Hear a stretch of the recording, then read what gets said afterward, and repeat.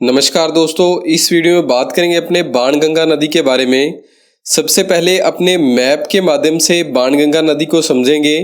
उसके बाद इससे संबंधित जो भी महत्वपूर्ण बातें हैं जो परीक्षा में अक्सर पूछी जाती हैं उनके बारे में बात करेंगे और साथ ही वीडियो के अंत में अपने बाणगंगा नदी से संबंधित जो भी प्रीवियस ईयर क्वेश्चन पूछे गए हैं उनको भी कवर करेंगे। तो दोस्तों, जो बाणगंगा नदी है इसका उद्गम राजस्थान के जयपुर जिले में होता है और उसके बाद ये दौसा और भरतपुर में बहती हुई आगे उत्तर प्रदेश में प्रवेश कर जाती है।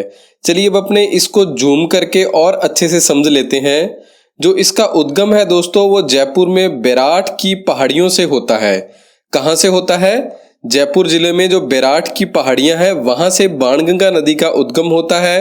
उसके बाद यह दौसा और भरतपुर में चली जाती है और आगे उत्तर प्रदेश में प्रवेश कर जाती है। इस नदी से संबंधित यह कहानी है दोस्तों कि इस नदी का जो उद्गम है वो अर्जुन के द्वारा अपने बाण यानी कि तीर को जमीन पे मार के किया गया था। इसीलिए इसे बाणगंगा या अर्जुन की गंगा के नाम से जाना जाता है। दोस्तों, यह नदी यमुना नदी की सहायक नदी है जो यमुना नदी में फतेहाबाद आगरा में मिल जाती है, जो उत्तर प्रदेश में है। वहां पर यह अपना जल यमुना नदी में मिला देती है। तो बाणगंगा नदी क्या है दोस्तों? यमुना नदी की एक सहायक नदी है। दोस्तों, वर्षा अधिक होने पर ही बाणगंगा नदी का पानी यमुना नदी तक पहुंचता है, अन्यथा जो इसका पानी है वो भरतपुर जिले में ही समाप्त हो जाता है, यानी कि यहीं पर यह नदी भरतपुर में ही समाप्त हो जाती है। कई कबार क्या होता है, जब वर्षा अधिक होती है तो ही यह अपना पानी यमुना नदी तक लेकर जाती है। अब दोस्तों, इसके लिए जो मोस्ट इंपॉर्टेंट है, यहाँ पर बाणगंगा नदी के किनारे एक बैराठ सभ्यता है जो शाहपुरा जयपुर में है। बैराठ सभ्यता कहाँ है? जयपुर में है, जो बाणगंगा नदी के किनारे स्थित है। इस बैराठ सभ्यता का जो प्राचीन नाम है दोस्तों विराटनगर था। विराटनगर दोस्तों मत्स्य जनपद की राजधानी था। मत्स्य जनपद की राजधानी यह परीक्षा में पूछा गया है, तो किसे कहते थे? विराटनगर को कहते थे। सर्वप्रथम दोस्तों जो बैराठ सभ्यता की खोज है वो दयाराम साहनी के द्वारा 1936 में की गई और इन्हीं के द्वारा 1936 में इसका उत्खनन कार्य भी किया गया। परंतु इसके बाद पुनः सन 1962 में नील रतन बनर्जी व कैलाश नाथ दीक्षित के द्वारा इसका पुनः उत्खनन कार्य किया गया था। इससे संबंधित अपने कोई और वीडियो में विस्तृत रूप से अपने चर्चा करेंगे। अब अपने ध्यान देते हैं केवल बाणगंगा नदी की ओर।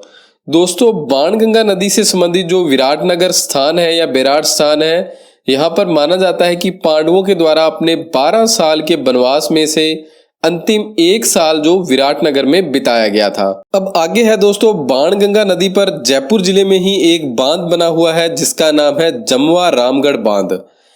इस बांध से दोस्तों जयपुर को जल आपूर्ति की जाती है और यह बांध दोस्तों इसलिए भी इम्पोर्टेंट बन जाता है क्योंकि सन 1982 में दोस्तों एशियन खेलों के आयोजन में यहाँ पर नौकायान प्रतियोगिता करवाई गई थी।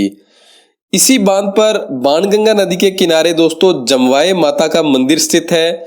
जो जमवाय माता है दोस्तों यह कछवाहा राजवंश की कुल देवी है और यहीं पर दोस्तों हेरिटेज होटल भी है। जो हेरिटेज होटल है दोस्तों इसका जो संचालन है ताज होटल ग्रुप जो मुंबई में है इसके द्वारा किया जाता है। तो यह भी इंपॉर्टेंट है, आप याद रखिएगा। अब आगे दौसा जिले में दोस्तों एक काला खोहा की पहाड़ियां हैं। इनके सहारे सहारे ही क्या है दोस्तों बाणगंगा नदी चलती है दौसा जिले में। और यह जो काला खोहा की पहाड़ियां हैं जो इसकी निमन भूमि है दोस्तों, यहाँ पर क्या है मीणा और गुज्जर जो लोग हैं इनका बहुल्य क्षेत्र है, यानी कि यहाँ पर सर्वाधिक मीणा और गुज्जर रहते हैं। कहाँ पर? जो काला खोहा की पहाड़ियां हैं इनकी तलहटी में दौसा जिले में दोस्तों। अब आगे दोस्तों भरतपुर जिले में बाणगंगा नदी पर एक और बांध बना हुआ है जिसका नाम है अजाना बांध। अजाना बांध दोस्तों इसलिए इंपॉर्टेंट है क्योंकि जो घना पक्षी विहार है जो अपना राष्ट्रीय उद्यान है इसमें जो जल की आपूर्ति है वो इसी बांध के द्वारा की जाती है।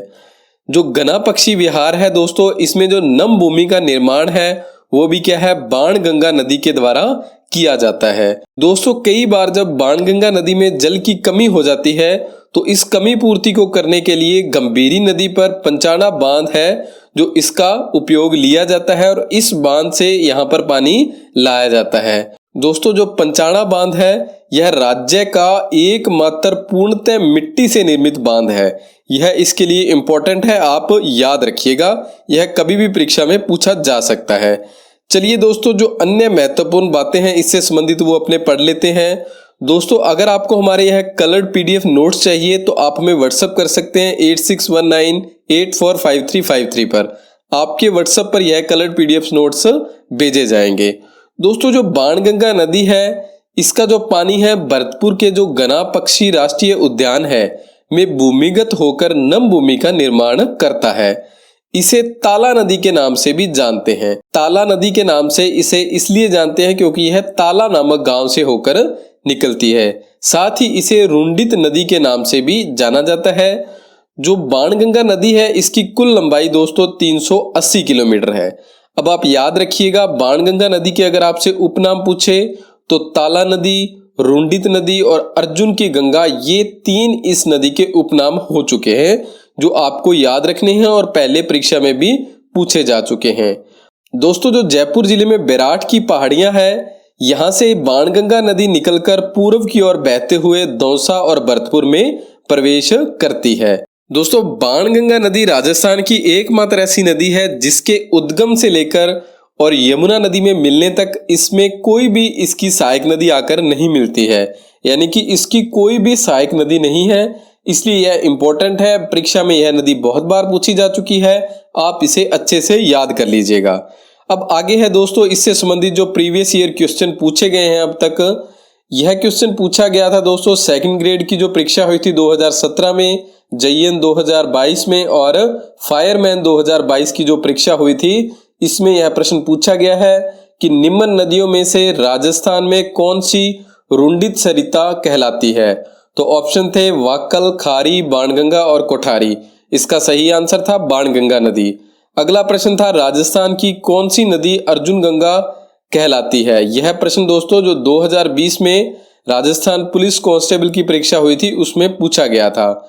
तो अर्जुन की गंगा के नाम से कौन सी नदी कहलाती है, जिसका सही आंसर क्या था, बाणगंगा नदी कहलाती है। अगला प्रश्न है दोस्तों निम्न में से कौन सा सुमेलित नहीं है।